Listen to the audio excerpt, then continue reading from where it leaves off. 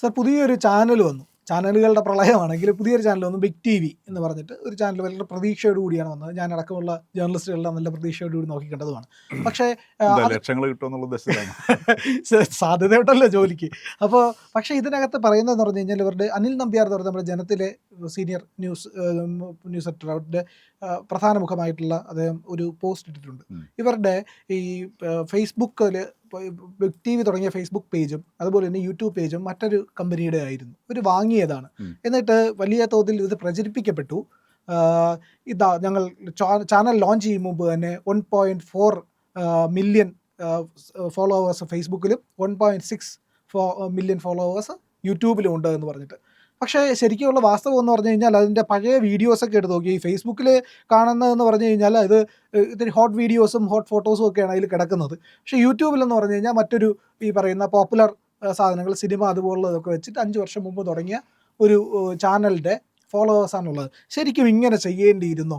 സ്വന്തമായിട്ട് ഓർഗാനിക്കലി വരുന്ന ഫോളോവേഴ്സിനെ കൊണ്ട് തന്നെ ഇതിന് മുന്നോട്ട് പോകാൻ കഴിയില്ലായിരുന്നു. ഇത് എന്തിനാണ് ഇങ്ങനെ കൃത്രിമത്വം? പല ചാനലുകളും ഇവിടെ, പ്രത്യേകിച്ച് പുതിയതായിട്ട് തുടങ്ങിയ പല ചാനലുകളും ഒക്കെ ലക്ഷക്കണക്കിന് ആൾക്കാർ കാണുന്നു എന്നുള്ളതും കണക്കുകൾ തട്ടിപ്പാണെന്ന് മറ്റ് ചാനലുകൾ ആരോപിക്കുകയും ചെയ്യുന്ന സമയത്താണ് തുടങ്ങാൻ പോകുന്ന ചാനൽ ഒരു അപലക്ഷണവുമായിട്ട് മുന്നോട്ട് വന്നിരിക്കുന്നത്. പഴയ മംഗളത്തിൻ്റെ ഗതിയാവും അതിനും.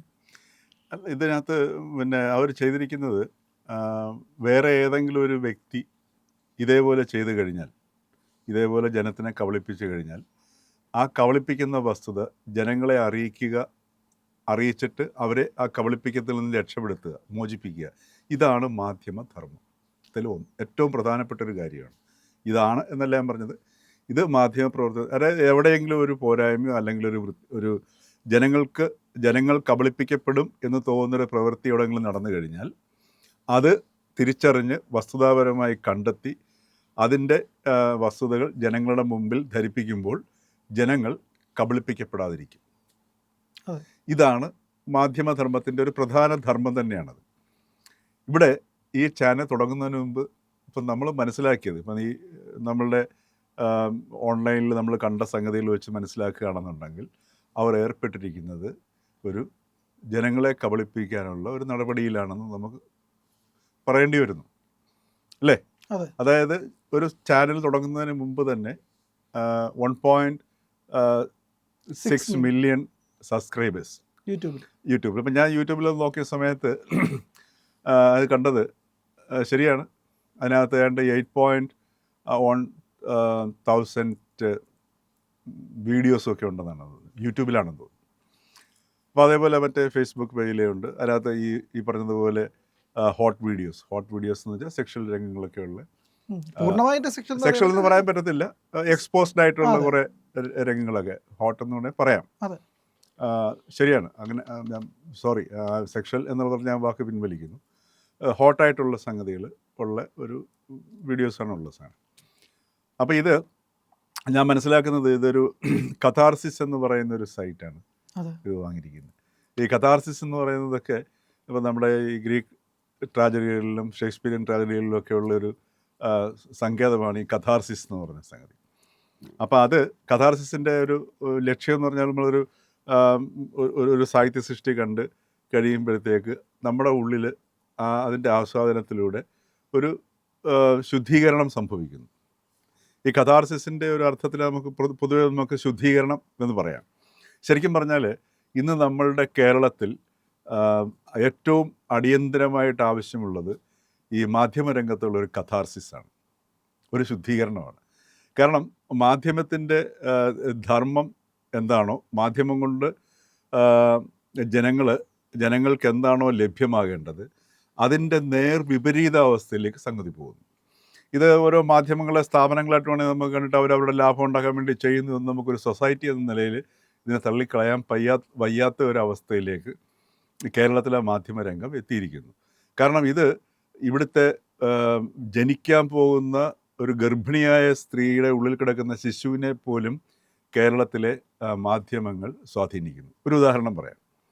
രാത്രിയിൽ ഒരു ഗർഭിണിയായ സ്ത്രീ ഈ നമ്മുടെ ചില ചാനലുകളിലെ ചർച്ചകൾ കണ്ടാൽ മതി.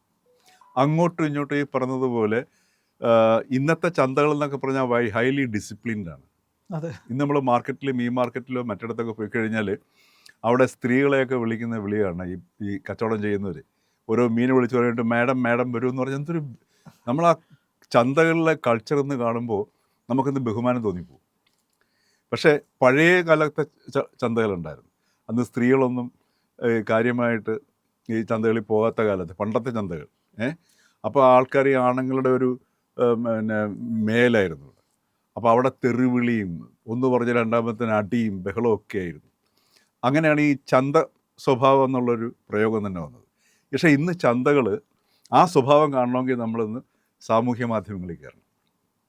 ആ സ്വഭാവം നമ്മൾ കാണണമെങ്കിൽ ഇന്ന് ചാനലുകൾ ഓപ്പൺ ചെയ്യണം. ചാനലുകൾ തുറന്നിട്ട് അങ്ങോട്ടും ഇങ്ങോട്ടും ഓരോ പാർട്ടിയുടെ പ്രതിനിധിയായിട്ട് വന്നിരുന്ന് അങ്ങോട്ട് എന്തൊരു അശ്ലീലമാണത്. ഇതിനെയാണ് ശരിക്കും ഇത് ശ്ലീലമല്ല സാർ. ഒരു മാധ്യമത്തെ സംബന്ധിച്ചിട്ട് ഇത്തരം ഈ ആൾക്കാരെ സുഖിപ്പിക്കാൻ വേണ്ടി, ആൾക്കാരെ ഹരം കൊള്ളിക്കാൻ വേണ്ടി, ആ ഹരം കൊള്ളിക്കലിലൂടെ കൂടുതൽ ആൾക്കാരുടെ ഈ പിന്നെ മൃഗീയമായ വാസനകളെ, മൃഗീയം എന്ന് പറയുന്നത് മൃഗങ്ങൾക്ക് ആക്ഷേപമാണ്, ശരിയല്ല. മൃഗങ്ങൾ ആവശ്യമില്ലാതെ ഈ പറഞ്ഞതുപോലെ ആരെയും ഉപദ്രവിക്കാറൊന്നുമില്ല.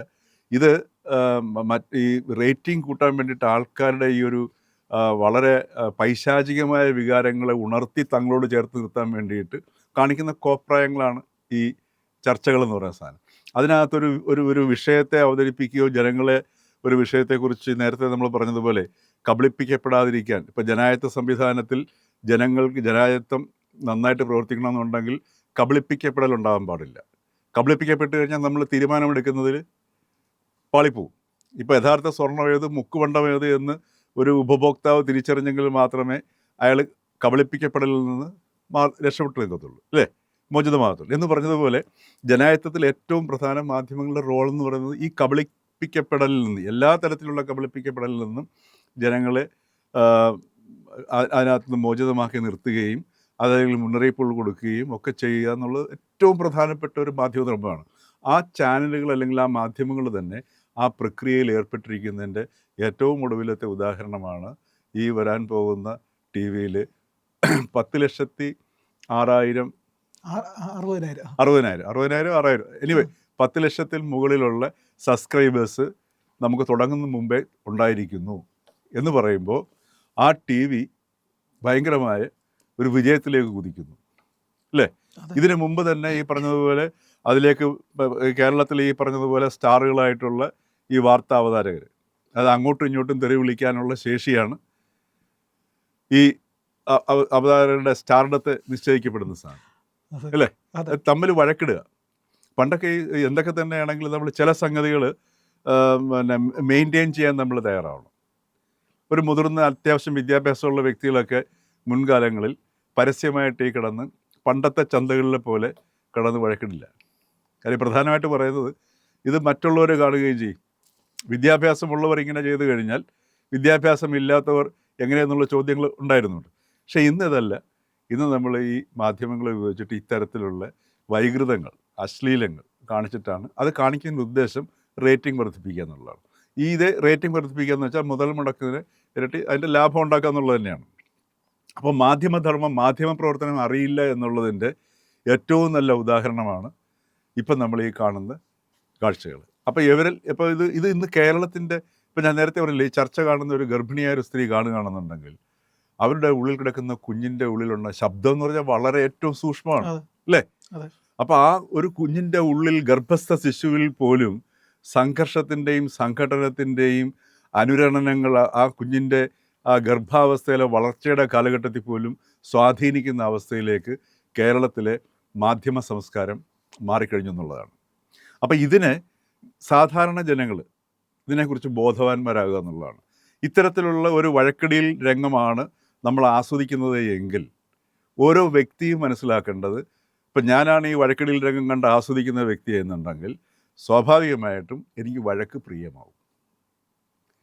അറിയാതെ ഞാൻ ചിലപ്പോൾ എൻ്റെ ഭാര്യയുടെ അടുത്തോ മക്കളുടെ അടുത്തോ അല്ലെങ്കിൽ സഹോദരങ്ങളുടെ അടുത്തോ വീട്ടിലുള്ള അച്ഛൻ്റെ അടുത്തോ അമ്മയുടെ അടുത്തോ ആരെടുത്താണെങ്കിലും പെട്ടെന്ന് ഈ തർക്കത്തിൻ്റെ സ്വഭാവം വരികയും ഇത് പ്രതികരണമാണെന്ന് നമ്മൾ തെറ്റിദ്ധരിക്കുകയും അങ്ങോട്ടും ഇങ്ങോട്ടും വാർക്കത്തിൽ ഏർപ്പെടുകയും കയ്യിരിക്കുന്ന സാധനം വലിച്ചെറിയുകയും ഇങ്ങനെയുള്ള ഈ കുടുംബങ്ങൾക്കുള്ളിൽ പെരുമാറ്റ വൈകൃതങ്ങൾ ഉണ്ടാവുകയും സംഘടന ഉണ്ടാവുകയും സകലവിധമായിട്ടുള്ള ഈ അസ്വാരസ്യങ്ങളും പൊട്ടിത്തേർച്ചകളും കൊലപാതകങ്ങളും ഒക്കെ ഉണ്ടാവുകയും ചെയ്യുന്ന ഒരവസ്ഥയിലേക്ക് ഇപ്പം തന്നെ കേരളം മാറിക്കഴിഞ്ഞു. ഇല്ലേ? ഇപ്പം തന്നെ കേരളം എന്ന് പറഞ്ഞാൽ വൈകുന്നതായി കഴിഞ്ഞാൽ ഇന്ത്യയിൽ ഏറ്റവും കൂടുതൽ മദ്യപിക്കുന്ന ആൾക്കാരുള്ള സംസ്ഥാനമാണ് കേരളം. എത്ര എണ്ണത്തിന് ലെക്കുണ്ടെന്ന് ആലോചിച്ച് നോക്കുക. ബോധമില്ലാത്തൊരവസ്ഥ, പ്രബുദ്ധ കേരളം എന്നാണ് പറയുന്നത്. നമ്മൾ ഈ അബോധാവസ്ഥയിൽ നിന്ന് ബോധാവസ്ഥയിലേക്ക് വരുന്നതിനാണ് പ്രബുദ്ധം എന്ന് പറയുന്നത്. ഇന്ന് ശരിക്കും ബയോളജിക്കലായിട്ട് തന്നെ ഒന്ന് ആലോചിച്ച് നോക്കുക.